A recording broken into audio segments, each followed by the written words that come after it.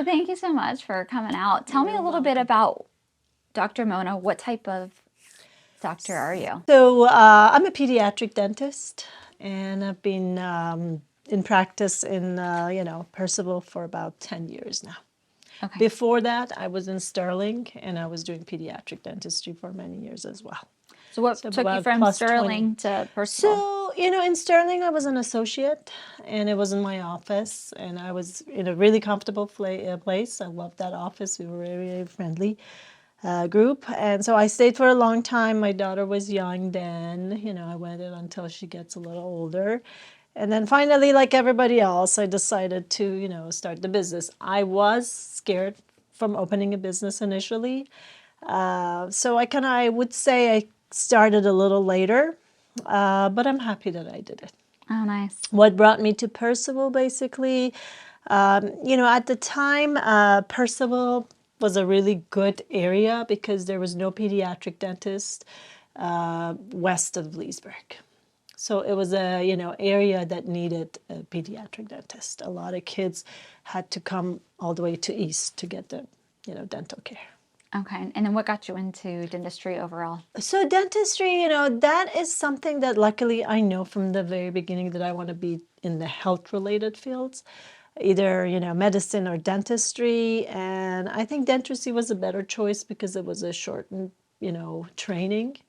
And it was, in general, I think having a family and being a dentist is easier than being a doctor because you don't have any calls. And I like it because it's really art and science, like you do a lot of handwork. So that part I like too. Now, you said you always knew you were going to be in the medical field or in dentistry. How did you always know, and how young? I mean, I guess that comes with the, enjoying the field, enjoying being, a practitioner, and also enjoying science. I really enjoyed, the science classes. Okay. Anything related like, biology, physiology, those kind of, pathology, those kind of, subjects really interest me. Now, how did you get started when you started your own practice? Was that hard? Initially, it was really What were hard. some of the biggest struggles? Because, the way in dental school, there is no teaching about opening your own business. It doesn't matter what kind of business it is. You just, whether you have a hair salon or you have a, dentistry is business, and you don't have any training on it. So a lot of things you have to start from scratch, and you have to learn through trial and error.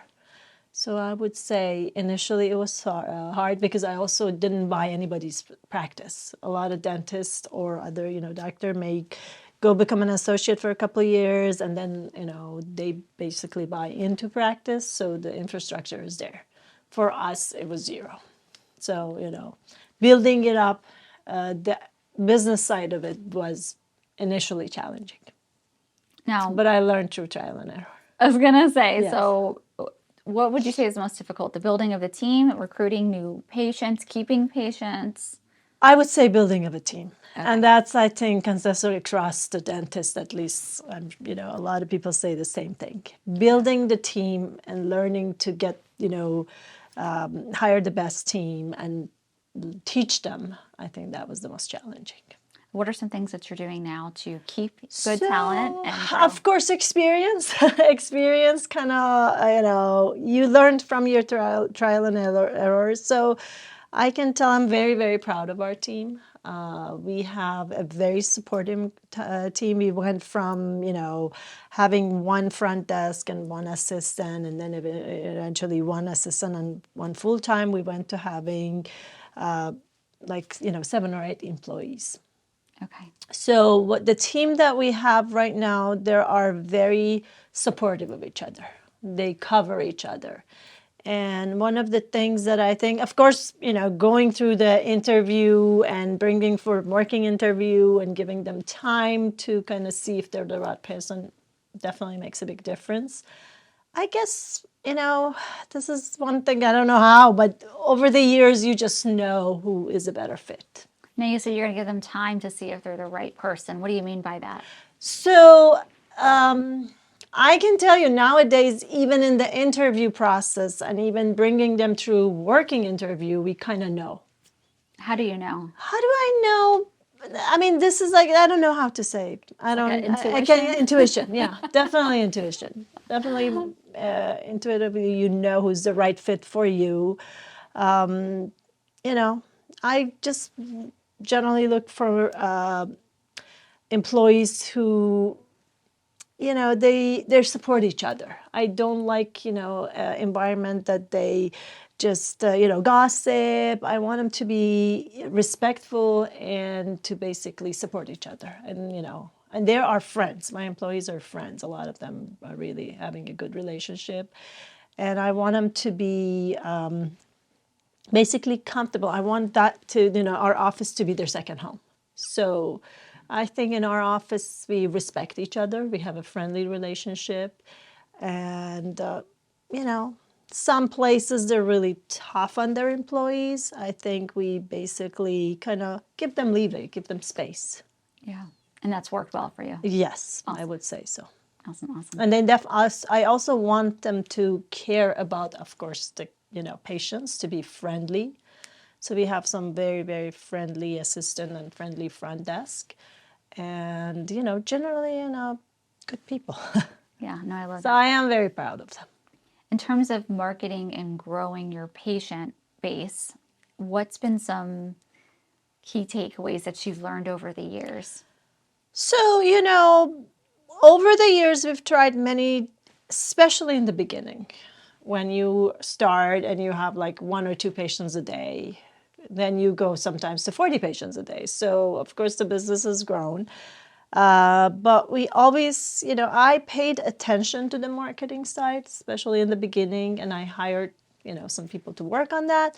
But at the same time, basically, word of mouth is like, if you do a good job, if you care for your patient, then, you know, they're going to bring their family members, they're going to tell their members. So that is always the best for marketing. But in the beginning, we basically went to the community whenever there was, you know, fairs and stuff. We were present. We went to school, and some of those plans we still do. Some of those programs we still do. Like, for example, in February, which is a dental month, we still go to schools. We are, you know, our brand is Tooth Fairy, so we're the Tooth Fairy dentist. That's a concept because we start seeing you know, kids from age 1. So those are the ages, like up to 5, 6. The Tooth Fairy concept is really important for them. So this is our brand. We're the Tooth Fairy dentist in the Western Loudoun area. So, you know, we have actually a Tooth Fairy. We go, our Tooth Fairy was a very pretty girl.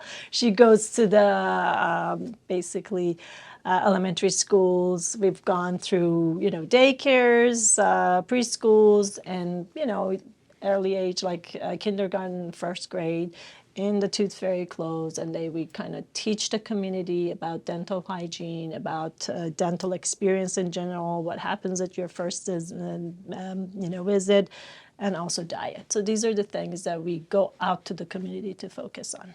That's fun. Education, basically hygiene and diet, and a dental office experience, because a lot of, you know, there's a lot of scare always about going to the dentist.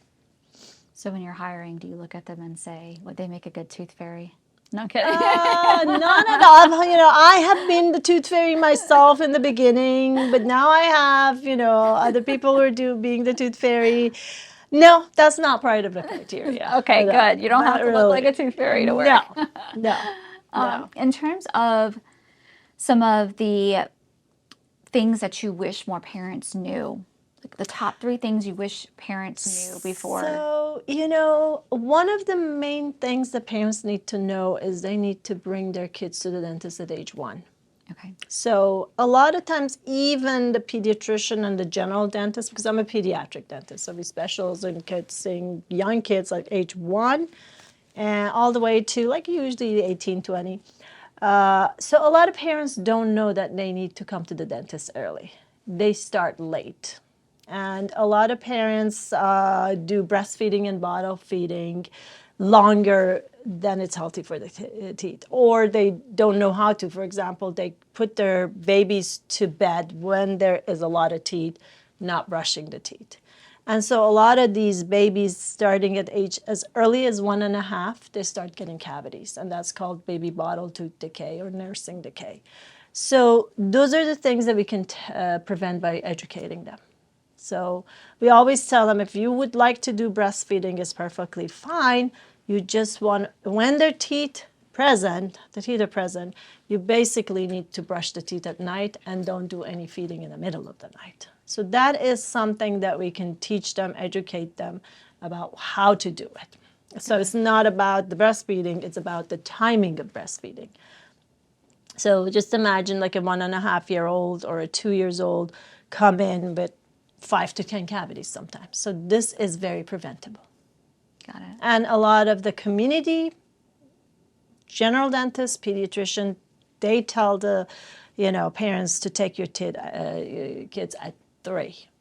But really the Academy of Pediatric Dentistry wants them to come at age 1. Okay, so first thing is bring your kids in at age 1. At age 1, that is really important. Awesome. That's what we teach the community. We talk about it in our school visits. We tell parents of older kids to bring your other kids at age 1. It is the recommendation of American Academy of Pediatric Dentistry. Okay, so got it. That's the first tip. Do you have 1 or 2 other tips that you wish more parents knew? So that is the first thing, because when you start early, we can focus on prevention. I want to say 50 to 60% of the kids these days don't even have cavities. They don't even know what a cavity is. My generation probably had few, parents' generation had more, and their grandparents have dentures, so they had no teeth by the time they were 40 or 50. So I think this is really important to educate them. The other things is starting brushing early. So a lot of times parents may think these are baby teeth, they're going to fall, but in fact the baby molars fall at about age 12, 11 to 12. So they have to start brushing them early. As soon as the teeth come in, they have to be start the brushing. I always say treat your kids' teeth like your teeth. You don't drink milk at bedtime, they shouldn't be drinking milk at bedtime. They should be drinking milk before bedtime. You brush your teeth before you go to bed, the same thing with your 1-year-old, 1.5-year-old, and 2-year-old. So brushing is important at nighttime before going to bed and in the morning before breakfast. So that's number 2 that I would recommend. Then usually about 2.5, 3, I would recommend flossing too. So that's another thing that we oftentimes don't do for our kids. Now, do you have any tricks on flossing your 2 to 3-year-old? I did it for my daughter. We have flossers that are really easy to use. Okay. They can just, tie the floss around it, and I would say it doesn't take more than 20 seconds. You basically, have them stand in front of the mirror, do the bottom ones, especially between the molar, tilt the head, do the top ones. That's as easy as that. It really takes 20, but it goes a long way of not getting certain type of cavities. And do you recommend your kids doing that by themselves, or you No, doing that up until a certain the age? idea, usually the recommendation is until they learn to write cursive, which they don't do anymore anyway. But that's usually used to be about 9. Okay. So I would always recommend to tell the kids to let your parents brush for you.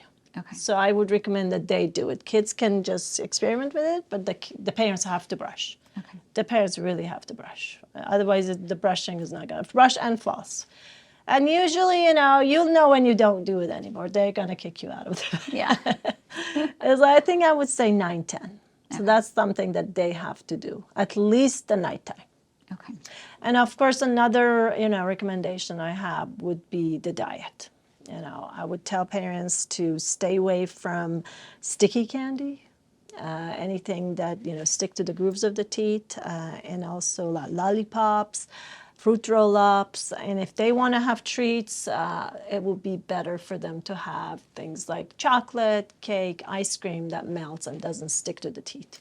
So this is the diet. So chocolate's okay, cake's okay. Yeah, and by okay, I don't mean that they should have chocolate every hour. But if they want to, kids are kids, they have to have their fair share of sweets. Yeah. So if they have something, they want to have something treat, I recommend to parents. We constantly talk about, because my belief is educating the parents. My belief is prevention. I want parents to be able to prevent having cavities, not to get cavities and treat it.